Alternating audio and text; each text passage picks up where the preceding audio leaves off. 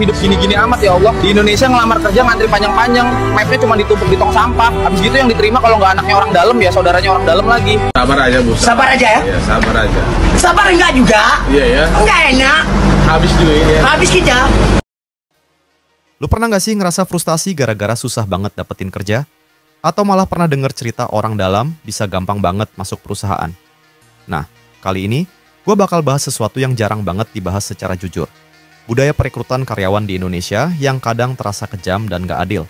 Kenapa bisa begitu? Apa penyebabnya? Apakah karena sistem orang dalam, bayar-bayar, suku, atau keluarga? Dan kenapa banyak pelamar yang kualifikasinya udah oke, malah tetap gagal? Gue ajak lu semua buat bedah fakta-fakta ini secara netral, supaya kita bisa ngerti apa yang sebenarnya terjadi dan gimana dampaknya ke masa depan kita. Ini bukan cuma soal frustrasi pribadi, tapi masalah yang nyangkut sistem dan budaya kerja di negeri ini.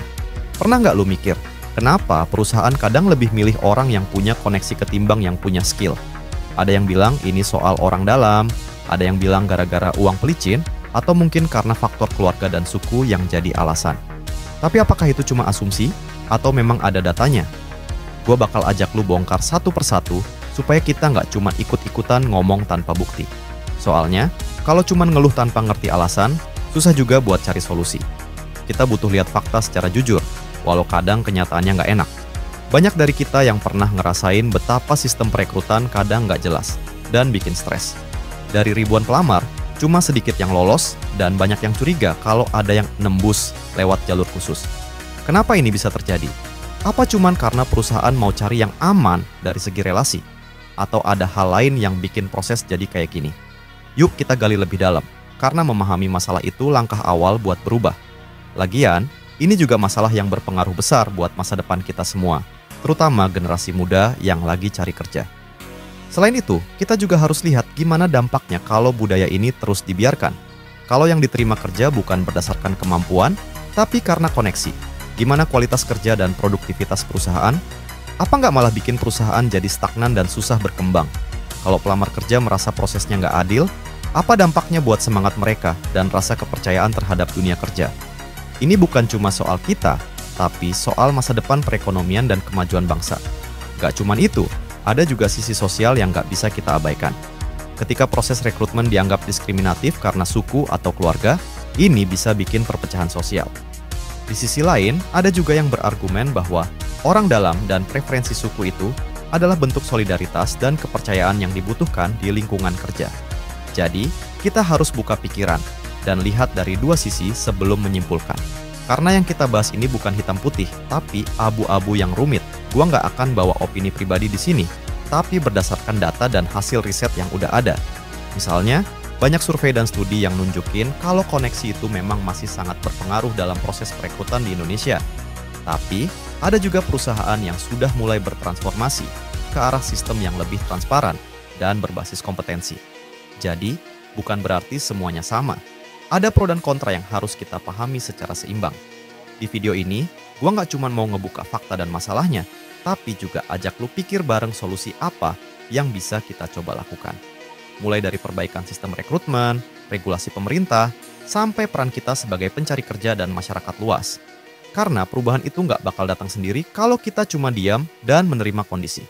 Kita harus aktif cari jalan keluar.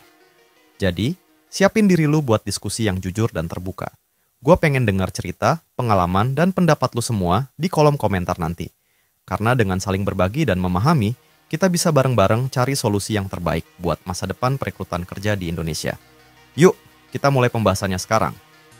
Kalau lu merasa konten kayak gini penting, bukan cuma sekadar tontonan, tapi ruang buat kita mikir bareng, lu bisa dukung proses kreatif ini lewat link yang ada di deskripsi. Proses perekrutan di Indonesia seringkali jadi topik panas karena banyak pelamar yang merasa tidak diperlakukan secara adil dan transparan. Meski perusahaan sudah menetapkan persyaratan dan kualifikasi, kenyataannya proses seleksi kadang jauh dari standar objektif yang selama ini kita harapkan. Banyak pelamar mengeluhkan bahwa kemampuan dan pengalaman yang dimiliki tidak cukup jadi jaminan untuk diterima, sementara faktor-faktor lain yang tidak tertulis malah jadi penentu utama. Hal ini menimbulkan rasa kecewa dan ketidakpercayaan terhadap sistem perekrutan yang ada. Selain itu, perusahaan seringkali lebih memilih jalur informal untuk mendapatkan kandidat yang dianggap aman. daripada mengikuti proses seleksi yang terbuka dan kompetitif. Salah satu fenomena yang banyak diperbincangkan adalah pengaruh orang dalam proses perekrutan. Tidak sedikit perusahaan yang menggunakan jalur rekomendasi dari karyawan atau manajemen sebagai metode utama untuk mendapatkan calon pegawai baru.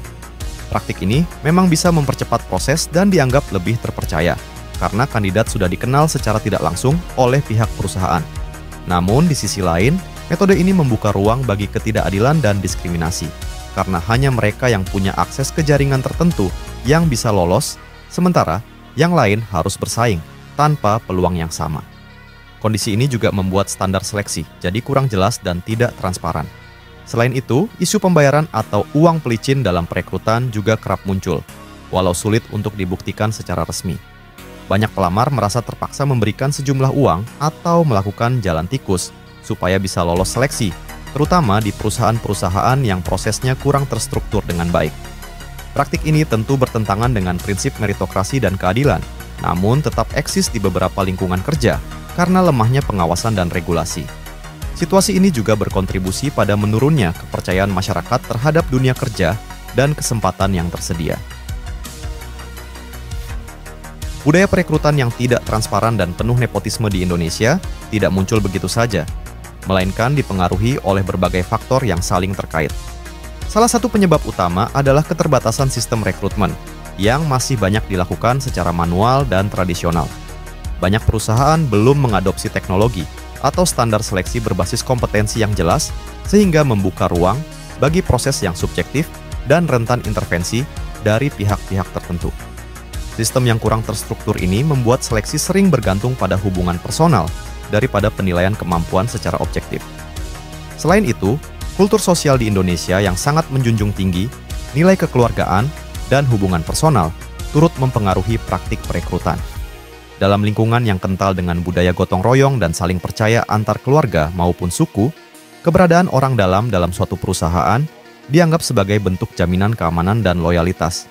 Akibatnya, perusahaan lebih cenderung memilih kandidat yang sudah dikenalnya lewat koneksi daripada membuka kesempatan selebar mungkin kepada pelamar lain. Budaya ini sulit diubah karena sudah melekat dalam cara berinteraksi sosial masyarakat. Budaya perekrutan yang tidak transparan membawa dampak negatif yang cukup signifikan bagi perusahaan dan masyarakat luas. Salah satu dampak paling nyata adalah hilangnya kesempatan bagi talenta terbaik untuk masuk dan berkembang di perusahaan karena posisi lebih banyak diisi oleh mereka yang punya koneksi atau jaminan lain.